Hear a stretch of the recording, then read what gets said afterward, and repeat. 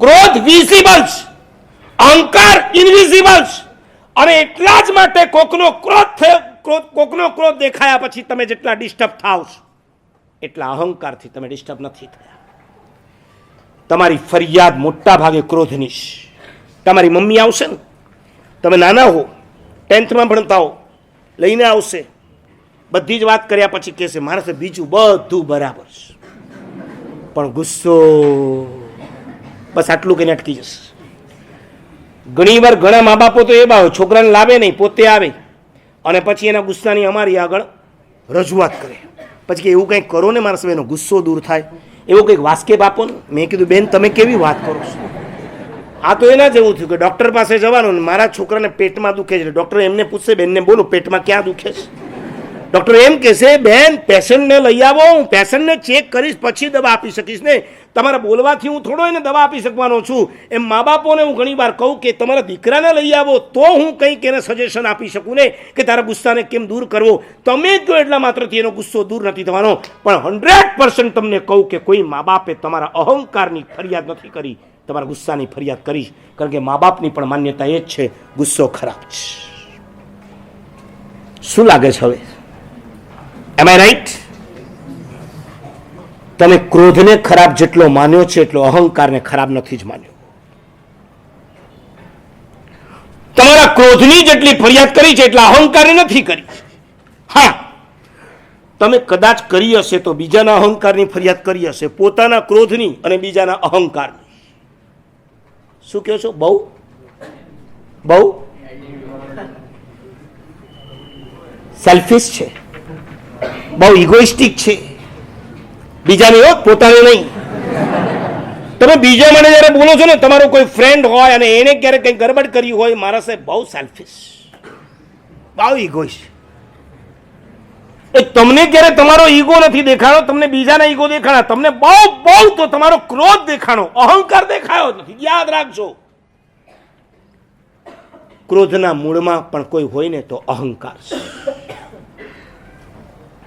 ઝેર વગરનો સાપ હજી મળી શકશે. જે સાપમાં ઝેર નહીં હોય ને એવા સાપ હજી આ દુનિયામાં મળશે. દાંત વગરનો કૂતરો હજી જોવા મળશે, નખ વગરના વાઘ હજી જોવા મળશે.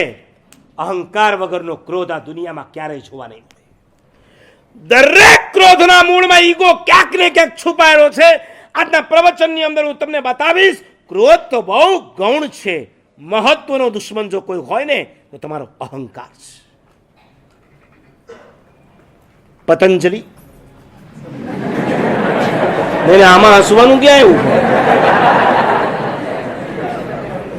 પતંજલિ બોલ્યો એમાં જો હસવાનું આવતું હોય તમને તો હવે તમને કોઈક હોસ્પિટલમાં લઈ જવા પડે એમ છે. આમાં ક્યાં હસવાનું હતું?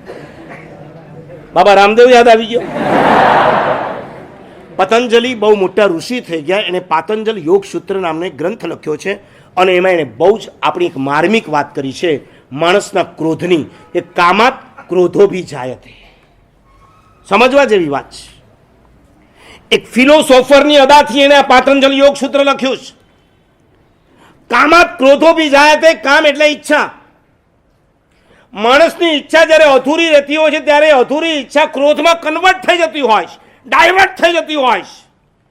તમે તમારા મમ્મી અને પપ્પાને કીધું હોય કે મારા માટે આ ચીજ લાવજો અને મા બાપ કદાચ ન લાવી આપ્યા, સાચું બોલો, તમને રીસ ચડે છે કે નથી ચડતી? તમારા મા બાપ પર તમને ગુસ્સો આવે છે કે નથી આવતો? 2 દિવસ કદાચ તમે ભલું હશે તો આ લોકો મા બાપ સાથે વાત પણ નથી કરતા, બોલતા પણ નથી, ક્યારેક ખાવાનું પણ છોડી દેતા હોય, પોતાના બેડરૂમની અંદર ચાલ્યા જતા હોય છે. કામાત ક્રોધો ભી જાયતે. ધેટ મીન્સ તમારી ઈચ્છાઓ જ્યારે અધૂરી રહેતી હોય છે ને એ અધૂરી ઈચ્છા ક્રોધની અંદર ટ્રાન્સફર થઈ જતી હોય છે. જોકે આજકાલની લેડીઝ બહુ હોશિયાર થઈ ગઈ છે. એક બેનના મેરેજ ડે આવ્યો. આ બધું યાદ કોણ રાખે? મિસ્ટર વધારે રાખે કે મિસિસ? તમારે ક્યાં છે તમને આ બધું યાદ રહે છે? મિસિસને બહુ યાદ હોય કે આજે આપણો આ દિવસ. ઓલાને તો છે ને મેરેજ ડેટ ભૂલાઈ ગઈ હોય અને ઓલીને છે ને ગોળધાણા ક્યાં આ દિવસે હતા ને એ ડેટ એને યાદ.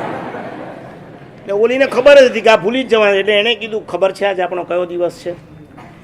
એટલે ઓલાએ કીધું કે આપણો બોલી છે એટલે આપણો તો એક જ હોય, મેરેજ ડે જ હોય, બીજો તો કયો હોય? હા યાદ છે. બસ આટલું કહી દીધું એટલે ઓલીને એમ કે આજ સાંજ પડશે એટલે આપણા માટે ગિફ્ટ આવશે જ. શું લાવશો? હા, સરસ સાડી. ઓલો તો ઓફિસમાં ગયા પછી ભૂલી જ ગયો. હું એ કહેવા માગું છું કે એ સાડી લઈને ન આવે તો શું થાય એનું? પણ આજકાલની બહુ સુધરી ગઈ છે, મારે એ કહેવું છે, એટલી હોશિયાર થઈ ગઈ છે. આ બેને કીધું હશે કે આજે આપણો કયો દિવસ, તો ઓલાએ કીધું હા ગિફ્ટ બધું યાદ છે, હું લાવીશ. અને ઓલો આવ્યો હલાવતો હાથ હલાવતો, અને જેવો ઘરમાં પહોંચે ને આવ્યો, હાય રે લઈ ગવાનું ભૂલાઈ ગયું. ઓલી કીધું ચિંતા ના કરો, જો હું આજે છે ને આસોપાલવમાં ગઈ હતી અને સાડી લઈને આવી. મને ખબર જ હતી કે તમે નથી જ લાવવાના. બિલ પકડાવી દીધું. પેલા દિલ પકડાવે, પછી બિલ જ પકડાવે. આખી જિંદગી સુધી બિલ જ પકડવાના હોય.